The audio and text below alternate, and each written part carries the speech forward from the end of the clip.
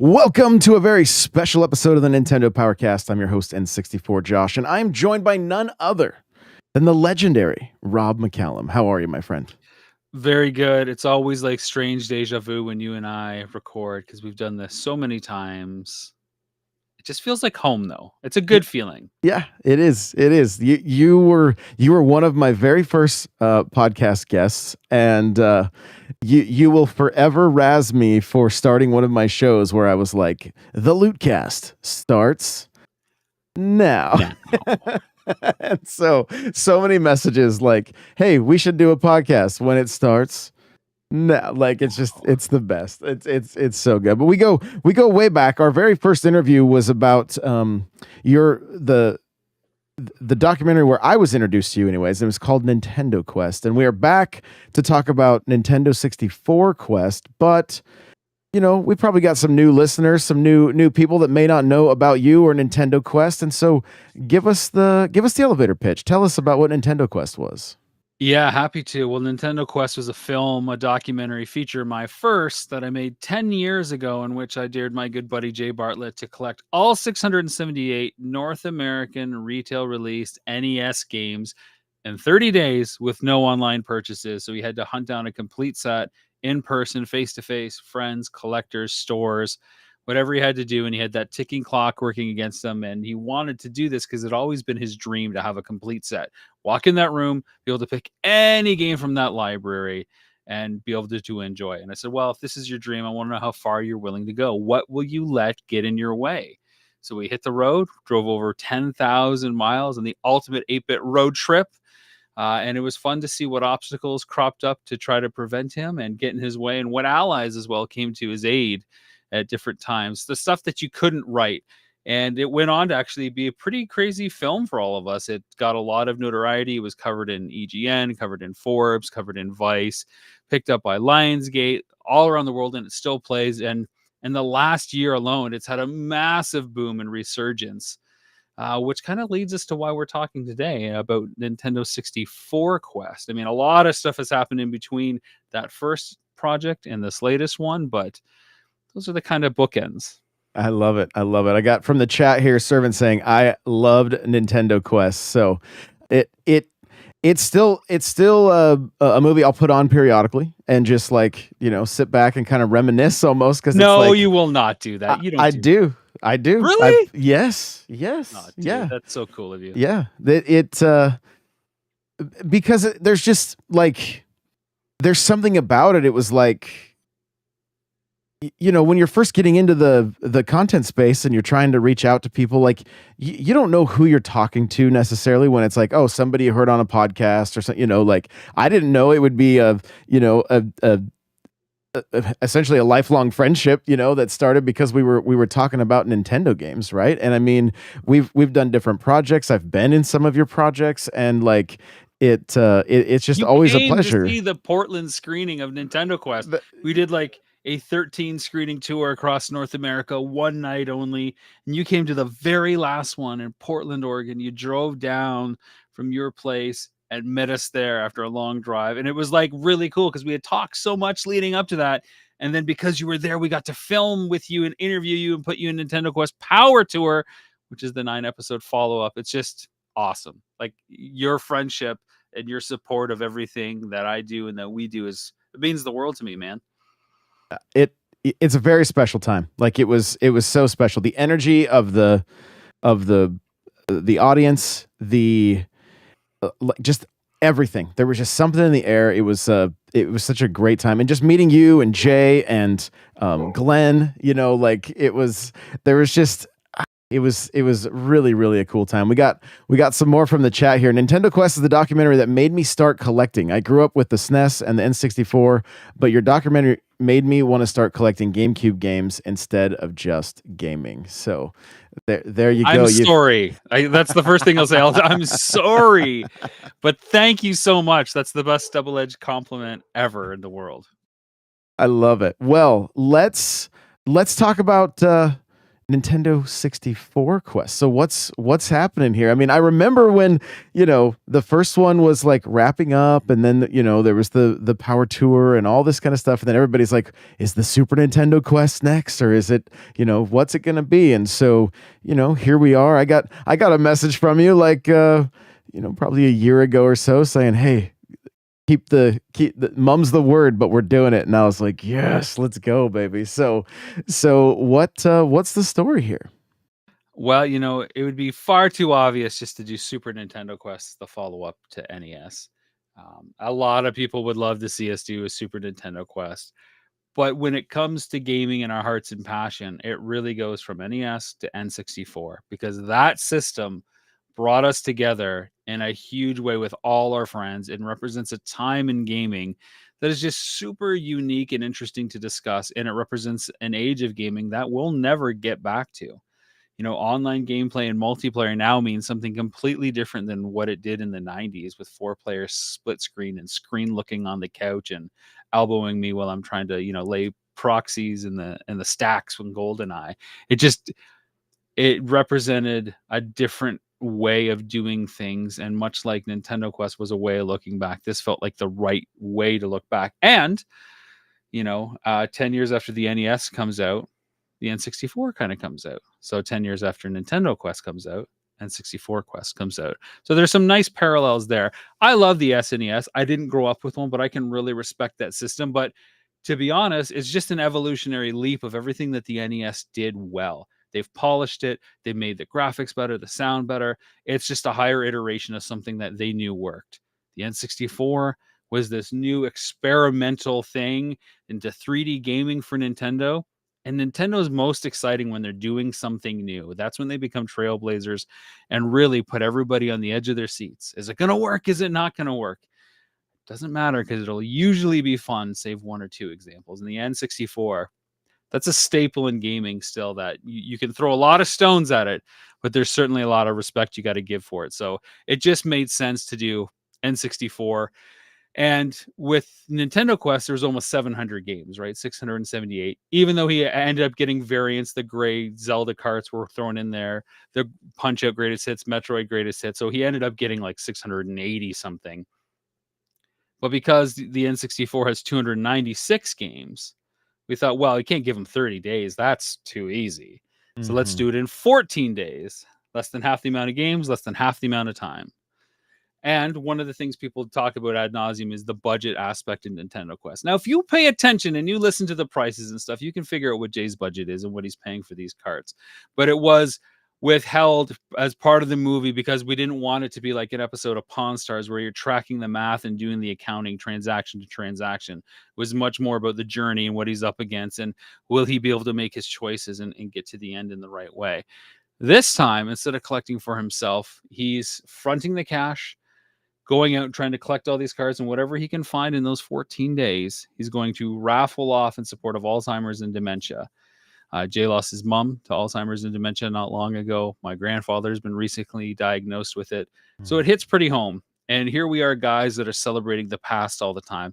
What better way to celebrate it than try to make an effort to preserve it for those that are starting to lose it? Those people that introduced us to this era and helped fuel those passions, what can we do for them to ease their quality of life and kind of, give back a little? So there's a charity component as well to this. So, it's not just hoping a guy gets all these, carts for his shelf and take a nice shelfie at the end of the day. It's about, can he do it, and what can he do in the name of helping people with, honestly, probably the worst kind of diagnosis you can imagine, because they're there, but they're not there anymore as a result, and it just gets worse and worse. Oh yeah.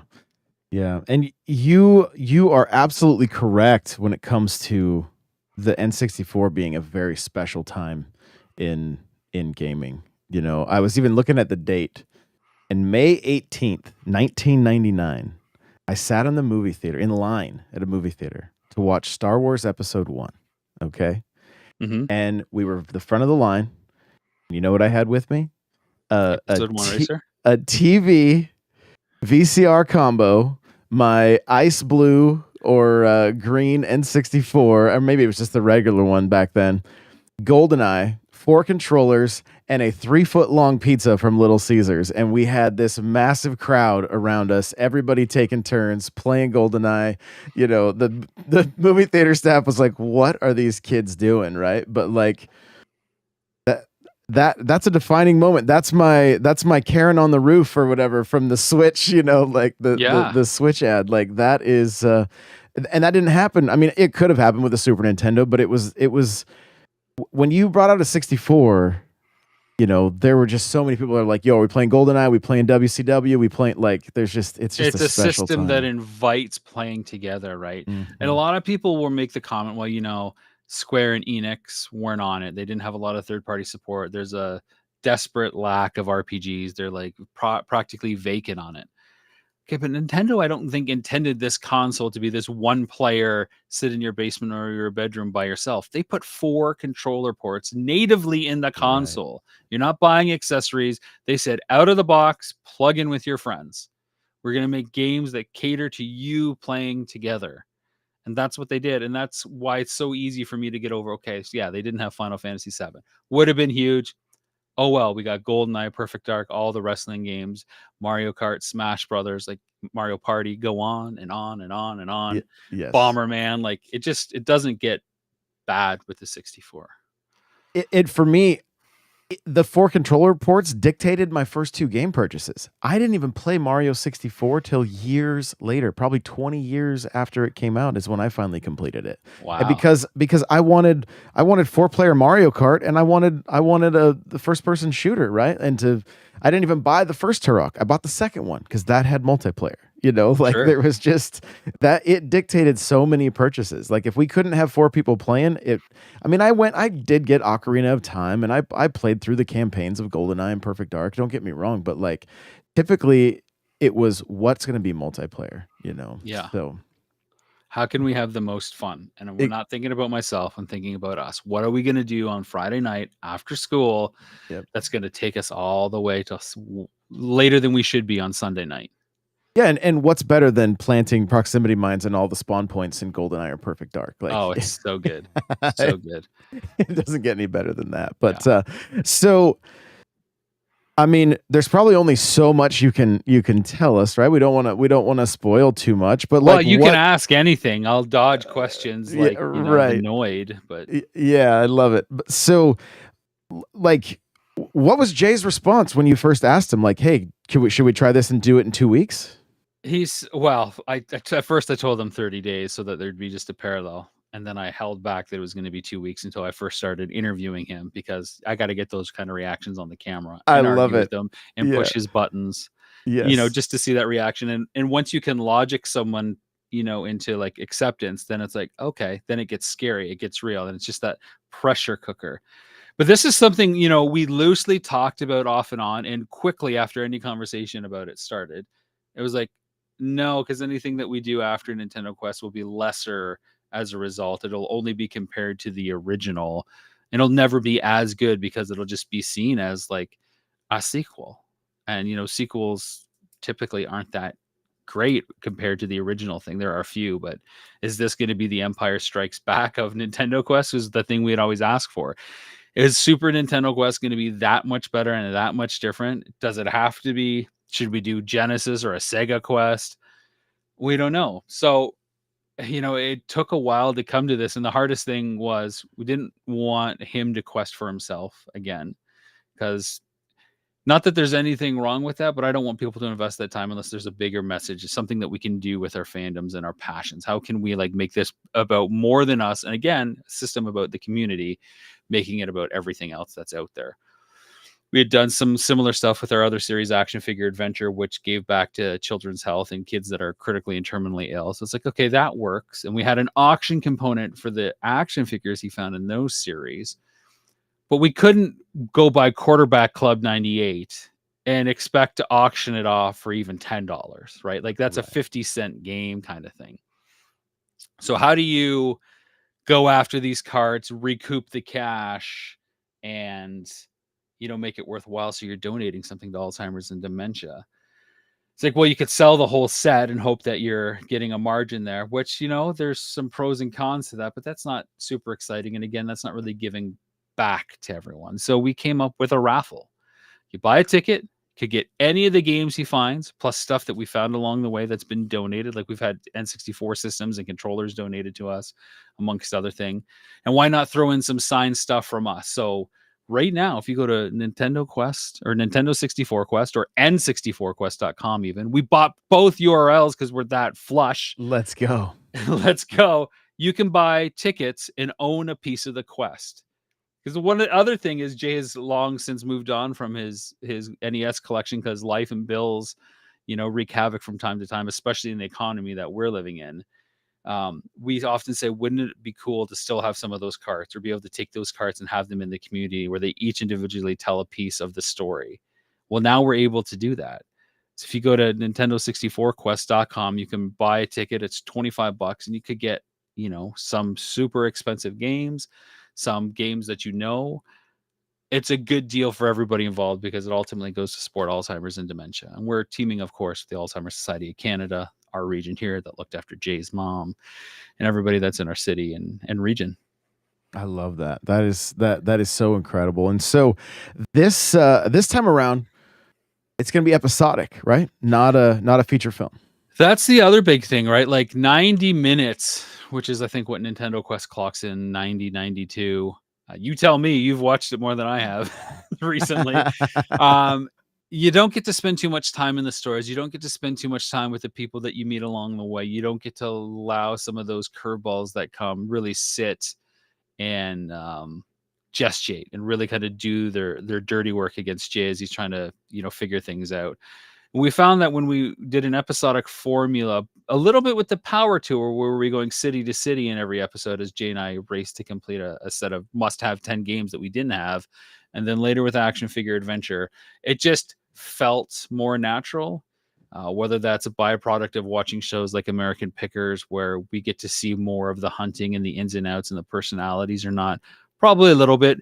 But we just get to make people feel like they're more part of the journey, less montagey, less artificial, less constructed, and more like, hey, spend some time with everybody on the road. And while, AFA, Action Figure Adventure, we're 10 episodes per season. This is 13 because I said, you know what, if we're going to do it, let's do it well. Let's do it justice. And let's give everybody what it's really like to follow Nintendo Quest. So without spoiling anything for us, are there any like real standout moments for you during this There's tons, adventure? man. Oh my God, there's so many. Again, you think you've been through it, the scenario a few different ways and a few different flavors, like you know how it might play out, but you don't. Once the cameras start rolling and once you commit to that quest, and I never let Jay off the hook, and I'm always pushing his buttons for answers and to get inside his head, it just keeps going and it doesn't stop. And every story you go into, you never know what's going to be there and what kind of personality those people are. And the kinds of stores that you go into, no store is alike, right? So every time you open the door, you're transported into some other kind of passionate, in our case, retro gaming experience. It's just like, oh, it feels right. The magical tingles. And then when you talk to the person on the other side of the counter, it's like, yes, you get me. Interviewing guys that like worked at Rare as well at the Game On Expo and talking to them about their experience crafting like Perfect Dark and GoldenEye and Diddy Kong Racing and writing music for that and designing characters. Again, how can it possibly get better than something like that? Right. When you're trying to craft an encompassing series dedicated to a console that helps shape who you are. It's just nonstop fun. I recently learned about I believe it was a No Mercy cart, right? That was like a first run. Mm-hmm. This is a very sought after. Yeah, this is a deep cut collector thing. I immediately went and checked my copy to see if by you chance, have revision A, don't you? I was hoping, fingers crossed, but no such luck. And you may have to just completely dodge this, but I mean, were there any holy grails? You don't have to say what they were or anything, but like, were there not only holy grails, but things that you were like, I can't believe we're seeing this right now? Yeah, there's lots of stuff. I mean, you go to some stores, they're super high end. I mean, Jay's going after the loose carts, right? So that's one thing. But then you come across box carts, and some of these stores don't want to separate the box from the cart just to sell it. I mean, it's a great cause that we're doing it, but they've got a bottom line they got to sort out. I will say this. It's an exclusive for you, Josh. Oh, I love it. Here we Just for go. you. Here we go, chat. The exclusive starts now. Now. We ended up in a store and we saw the big game of the library, and that's Sculptor's Cut, Clay Fighter Sculptor's Cut, which was a Okay. Blockbuster exclusive in the box. Whoa. And it had a price tag of $10,000. Oh. And it was a big moment because it's like, there's the one, but you got to buy the box too. And his budget going into this is 20,000 Canadian, which is a little less than 15,000 American, right around there. Yeah. So 10,000 Canadian is like 7,500. So do you go half your budget to make sure you get the big game, or do you hope that you see it somewhere else? And you've only got 14 days, and it's not like you go to 5 stores every day because you're traveling all around too. And you're dealing with like traffic in Toronto, which takes an hour to get from one store to another. Yeah. And stores are open from like 11 to 6. You have a 7-hour window to start hunting, finish up, and there's camera stuff that we're doing all in that's impacting his time. We got to eat lunch, got to get gas. All these things add up. So every decision matters, and that ticking clock never, ever stops. It's so funny to me just thinking back on the last movie. And like I can literally see Jay's reaction to the moment he saw that. Like in my mind, I'll be surprised if it's different. It may be, but I just have a feeling I'm going to be able to be like, yep, that's what I figured his reaction would be like. The run back, like, Rob, we found it. Like, you're like, look at the camera, bro. Like, yeah. There's some really cool stuff that happened. I mean, we came across a sealed Ogre Battle 64 that was graded. Wow. Yes. Like, again, you just hope that you can find the carts that are on the list, let alone seeing like stuff in that kind of condition and other stuff for other systems that's like crazy. I think one of the things that really got to Jay and I was seeing the NES sections in these stores. Whether we were waiting to set up filming or we were just kind of doing a lap around the store to see what was there, and seeing stuff like Little Samson for $4,500 now. Wow. And like how inflation has really taken over the NES side, and where we were 10 years ago versus where we are 10 years now. And coincidentally, that is one side of it that people find fascinating, watching us go into retro game stores from 10 years ago and seeing the prices that were different and seeing the available stock compared to now, which seems pretty depleted. So yeah, it's fun. And it's just a fun thing to like set aside the time and like squeeze it all in and just say, hey, we're just going game hunting. Right. Obviously I'm directing a TV show and all that on top of it, but hey, I'm there with my best buddy. We're going to do it. And we're hitting the road and we're making something of it. It's not just like, oh, I got time on a Saturday to kill. I'll go down to, Bob's Game Retro Shack. It's like, no, these are the stores we're hitting. Here's the schedule. They know we're coming. It's fun. I love it. Well, why don't you give us kind of the roadmap and how we can get involved? We're going to have you back. We're going to have Jay on here as well. And, Cool. like we want to be as, especially for the, for the cause of with the charity and everything, like we want to be involved. So give us the roadmap and how we can get involved. Yeah, so there's some major milestones coming up, which is really nice. So we have a raffle that's tentatively set to go off at the end of June. We may extend that. We may even do mini raffles leading up to it where you can buy tickets to specific games and have a chance to win something for, we'll try to sell 100 tickets at $2 a pop for, a game that maybe retails for $50 just to help build momentum. But right now it's set for the end of June. So if you want to help the raffle, go to Nintendo64Quest.com, buy a raffle ticket. That's for the big raffle. Keep your eyes on it, though. We may introduce some mini raffles. After that, Kickstarter campaign is going to probably start end of August, early September. That's your chance to score this in a physical version, to get the digital version of the series ahead of everybody else, to get some cool perks. Maybe you want to be an associate producer on it. Maybe you want to share an N64 memory that we put in the end credits. Maybe you want to be part of some podcasts that we do and talk to us. Lots of fun perks. We always have fun with our Kickstarters. And then in Canada and Germany and maybe a few other destinations, the series will premiere in November. Again, if you're in the US, if you're in America and we don't have a premiere date locked for November, and you're a digital backer, you get it like week by week by week. As every episode rolls out, you get to follow along with the process and be a part of it. And I'm telling you right now, everybody sits and waits. And when they don't have their copy of the series, they're kicking themselves waiting for that US drop to happen. And we like to have Canada first and prioritize it. And then, let that hype swell over to our friends in the south of the border and get everybody excited. But you out there can be a part of it early if you're with Kickstarter and take home part of the quest now. If you go to Nintendo64Quest.com now. Now, right? Yes, now. So we will definitely get you back Cool. prior to that launching, so we can get all of the details, find out what all the perks are, all that kind of stuff. Are there, besides the website, are there social media? Is there any social media setup that people can follow along? Basically what Jay and I do, our own channels, our own platform. So look up Jay Bartlett. I think it's Jay Bartlett 75 on YouTube and on Instagram. I'm Rob McCallum, or at Rob McZob on IG, and on X. Pretty accessible on YouTube. I think it's Rob McCallum 99 on YouTube. So find us, reach out. We're not hard to find. The social links are at the bottom of our website as well. So Perfect. Easy peasy, my friend.